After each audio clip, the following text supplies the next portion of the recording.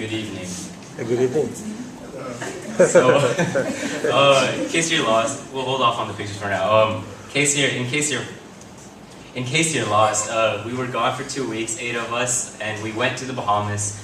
And people normally think of the Bahamas as paradise island with white sand beaches, rich hotels, gambling and everything, seashells, mermaids. No, that's on the east side. On the west side is the poor area, and that's where the Haitian refugees go. And Haiti, as you know, it's really, really, really poor place, and they have nothing, they have nowhere to go, and so they go to the Bahamas because it's a little bit better, right? And so they go to the Bahamas, but they come there with nothing, barely any clothes, just rags. And so they go there, they build these shacks of homes, and they have a few villages all over the Bahamas, but one of these villages is close by to the GCI church in the Bahamas, maybe like 5-minute walk. So it's really good for ministry to be done by our church for the Haitian refugees. And so we planned, and we did have a VBS, a 2-week VBS on the weekdays for the 4 to 15-year-olds, and we split 4 to 15s into 4 groups, 4 to 5s, which Holly is in, me and Bobby were in the 6 to 8 group, Steven's in the 9 to 12 group, and Abel and Melinda were in the 13 to 15 group. And so each group has their different problems. My problem usually is for the 6 to 8s, kids are always just running around and it's hard to get them to pay attention or to do what you want. But in this VBS, we give them food, we watch movies, we tell them what the movies mean. We had lessons every day from the Old Testament to Jesus and Paul. And for the Old Testament stories, we always related how each story from the Old Testament relates to Jesus, because Jesus is the answer, and that was the theme. So, but yeah, we did crafts, we did food, we played games, we played puzzles. But like these activities that we do for the kids from the Haitian refugee camp, this is like Christmas for them. They have nothing else, and they just look forward to this the whole year, and they have Christmas in the middle of summer. And so these kids, where they're from, this Haitian refugee camp, all their parents don't even love them. They need attention. They're hurt. They're abused. They're raped. They're slapped. They're poor. They barely eat anything. They're hungry. And so when they come on the first day to see us, some of them, they remember us from before, so they're happy to see us. But some of them that didn't know us, you can tell that they're angry and that they have hate in their eyes. Their eyes are just like. And sometimes they're just being mischievous or devious, but you can tell, like, most kids aren't like that, and a lot of them were like that. So let's go to the pictures. This is the 6 to 8 group. We had 6 helpers taking care of the 6 to 8 group. 2 of us, Bobby and I, we're the Americans, but there was also 4 people from the Bahamas who helped us out. We're actually going alongside the Bahamians to do this ministry. So I'm in the 3rd row with my kids. This is the silly picture, so we don't normally act like that. Next picture. We were playing Duck Duck Goose. Slow down. And go backwards. Oh, okay, so silly games like that. These kids, they don't have much, so they enjoy those little games. Okay. Oh, okay, cool. Well, that other picture you saw, that was relays. That was one of the activities we did throughout the week. We split it up into teams and we did relays. That's just to get the energy out so they can have fun. So later we can go inside and they can be relaxed and they can listen. That's tug of war. Ooh, and this is the tug of war. This was fun.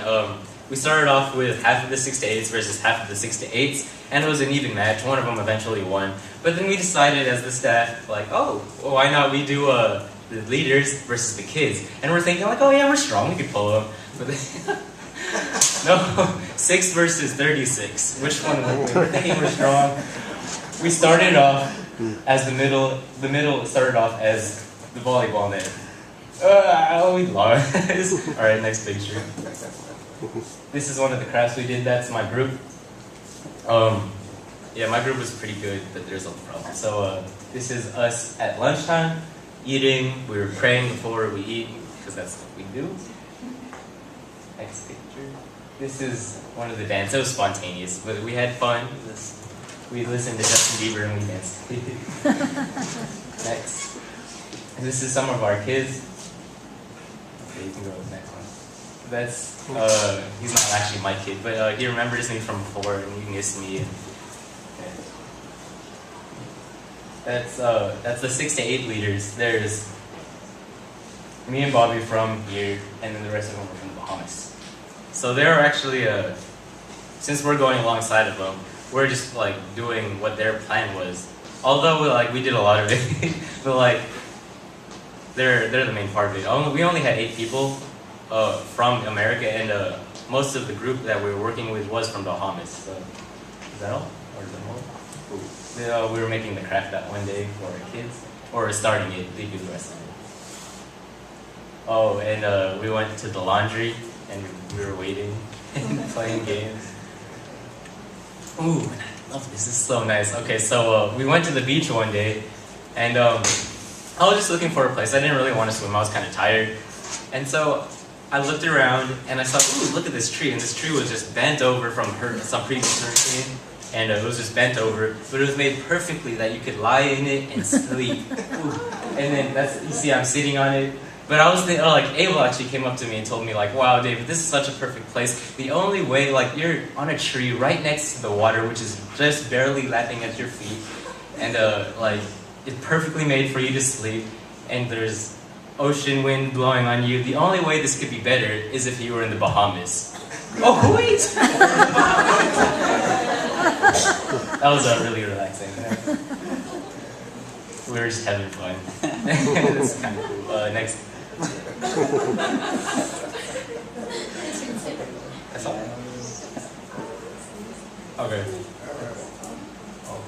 Okay, so part about me, that's why I'm up here, to tell you guys. So as I was saying, I had 6 of the kids out of the 36 6 to 8-year-olds. And so my kids, they happen to be pretty good. They can all speak English. No, but some of them don't as much, but they can understand what I say. And they all love me, they all hug me every day. But the problem was when the other kids from the other groups, the devious ones, the ones that their faces are like this, and they're angry, and the ones that go through a lot of trouble from the refugee camp, those are the kids that cause the problem. So we're just having a good time over here, and then one of those kids sneaks up to me to say hello to me, but then he starts pulling on me. It's like, I want to be on your group, hit. I'm like, what are you doing? Go over there. But that's not, they're not just being playful. They're being playful, but you could tell they're from a bad, they're not grown up well. But throughout this camp, the 2-week camp, they started off angry and mad or devious all the time, but as the week went on, we kept on loving them, we kept on telling them about Jesus, we kept on feeding them, we kept on giving them hugs and being friendly and showing them what to do, but in a good way. And after the 2 weeks, you could tell their faces, instead of this, up and up and up, and they came up and they smiled and they hugged you, and it was real hugs and they really loved you. And the most you could really see it. Oh, they stopped bothering my kids a lot. They still love me though, but the most you could see, as Ollie was talking about, the Haitian refugee camp. We went over there on the very last day, which is kind of disappointing, but we went there the very last day. But by that time, the kids had fully developed, not fully developed, but they were accustomed to us, and they smiled more and they're happy. But we told them we were gonna go to the Haitian refugee camp and that they were gonna escort us there, and so they took us. But they were so happy, they were so excited to take us by the hand, to lead us, to tell us our shortcuts, to tell us where we live, and they were so excited, oh, David, come with me, I'll show you where I live, this is my house. But let's not look inside it, because it's really bad inside. But they're really excited. They're even the evilest kids, I'm sorry, I don't want to use that word, but the kids that are always known as the troublemakers, their faces were happy, and they're oh, let's go guys, let's go. Oh, watch out for that puddle. Oh, jump over the trash can. Oh, hi Mr. Old Man, don't talk to me. But they were really happy, and they were really smiling. And all this attention, all this love we've given them, really made a difference in their lives. And we could tell it, they've been growing a lot for the last 3 years. 3 years ago, that's when we first went. And it's just so good to see that Jesus is working in every single one of them, from this 4 to 5, 6 to 8, 9 to 12, and 13 to 15s. They're just really happy, and their spirits are lifted, and my spirits are lifted. And God works everywhere, and He's working in every single one of their hearts. Just as He works with us, He works with them. And if not more, He works with them even more than us. I don't want to be blasphemous, but thank you so much for all your prayers that you've given us, and it was a really good experience, so thank you.